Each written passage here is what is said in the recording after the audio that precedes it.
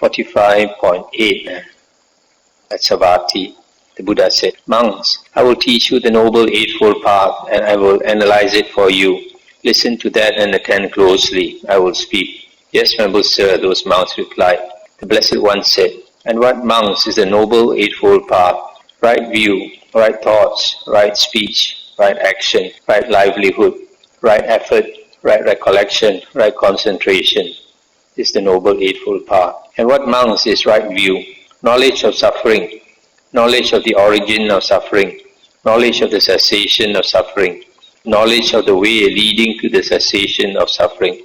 This is called right view." In other words, knowledge of the Four Noble Truths is right view. And what, monks, is right thoughts? Thoughts of renunciation, thoughts of non-ill will, thoughts of harmlessness. This is called right thoughts. And what, monks, is right speech? Abstinence from false speech, abstinence from malicious speech, abstinence from harsh speech, abstinence from idle chatter. This is called right speech. And what, monks, is right action? Abstinence from destruction of life, abstinence from taking what is not given, abstinence from sexual misconduct. This is called right action. And what, monks, is right livelihood? Here a noble disciple, having abandoned a wrong mode of livelihood, earns his living by a right livelihood. This is called right livelihood. Basically, right livelihood is earning a livelihood without harming others. And what, monks, is right effort? Here, monks, a monk generates desire for the non-arising of unarisen, evil, unwholesome states. He makes an effort, arouses energy, applies his mind and strives.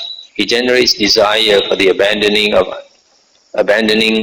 arisen, evil, unwholesome states. He generates desire for the arising of unarisen, wholesome states.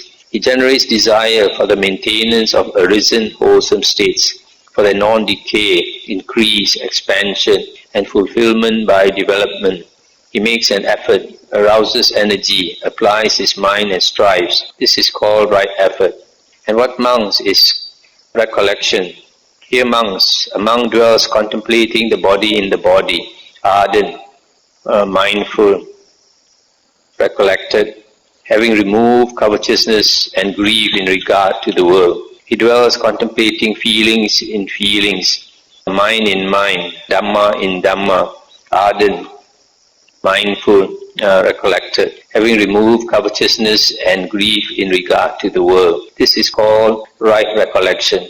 And what, monks, is right concentration? Here, monk, secluded from sensual pleasures, secluded from unwholesome states. The monk enters and dwells in the first jhana, which is accompanied by thought directed and sustained, with delight and happiness born of seclusion. With the subsiding of thought directed and sustained, he enters and dwells in the second jhana, which has internal confidence and unification of mind, is without thought directed and sustained, and has delight and happiness born of concentration. With the fading away as well of delight, he dwells equanimous and recollected and mindful. He experiences happiness with the body. He enters and dwells in the third jhana, of which the Noble Ones declare, he is equanimous, recollected, one who dwells happily. With the abandoning of pleasure and pain and the previous passing away of joy and displeasure, he enters and dwells in the fourth jhana, which is neither painful nor pleasant, and includes the complete purification of recollection and equanimity. This is called right concentration. It's the end of the sutta. So here, all the 8 factors of the Noble Eightfold Path are explained, analyzed.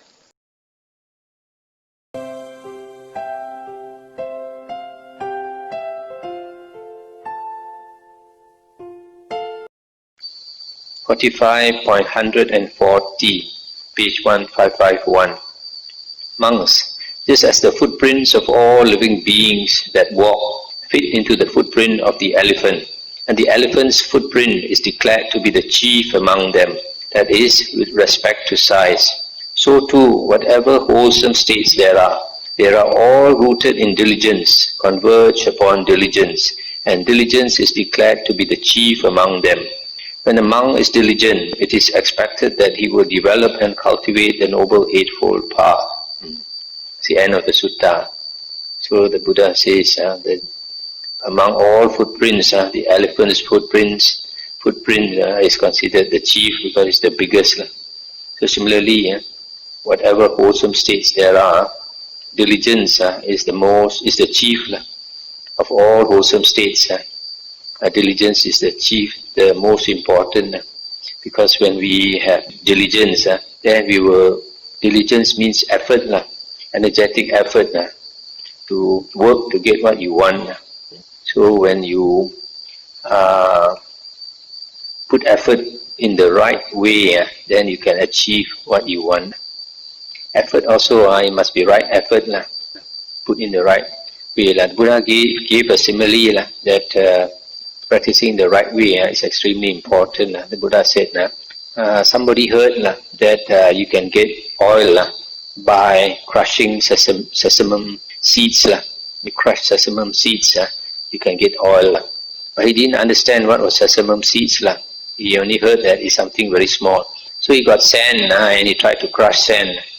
Can he get oil? He can never get oil because he's crushing the wrong thing. So in the same way, when we practice with effort, we must put effort in the right way. And what is the right way? Only the words of the Buddha can guide us.